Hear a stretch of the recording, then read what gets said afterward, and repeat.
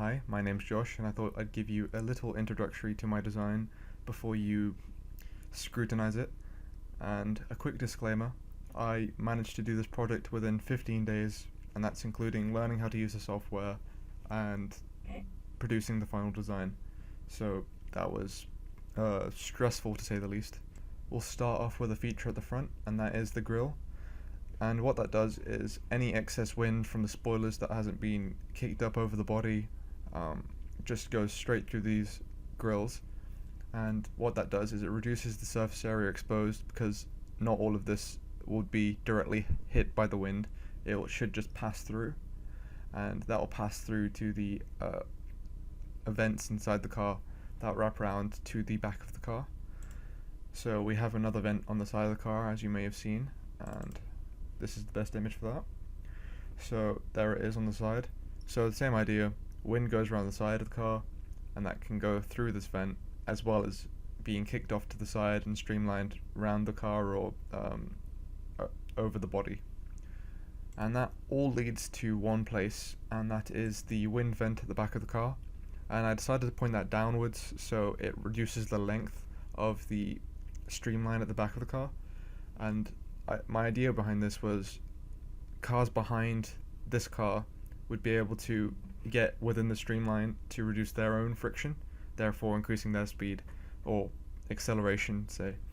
And this would reduce that length, therefore reducing the chance of there being a competitor that uses this advantage in the actual races. And we also have features such as this dent here, and that was an intentional dent, so I'll get another image up, such as this one, in a second. Okay, there we go.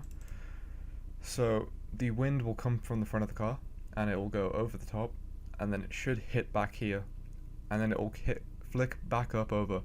But what will happen simultaneously is the wind will go up the car and then fall off straight downwards. And what that does is it creates the same effect as a rapids in rivers. And what that does is it just increases the acceleration of the water in that case.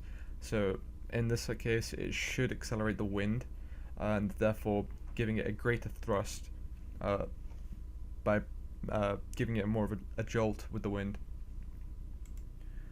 And we also have from this photo, as you can see, a very low body. All the engine would be contained within the body, and that means it has a very low center of mass, and making it very, very stable to drive and drive at high speeds. Okay, the final feature of the car is the fact that it has a large crumple zone at the front of the car and on the sides. So what that does is it protects the driver by increasing the impact time of collisions. So we also have this quite solid middle part here, middle axle. Don't know if we can get a better view maybe on this one. You see the axle in the middle, and that will be quite rigid and solid. So in the event that it does crash, it should all condense to that point, and therefore giving it less of a damage to the overall structure of the car, protecting the driver further.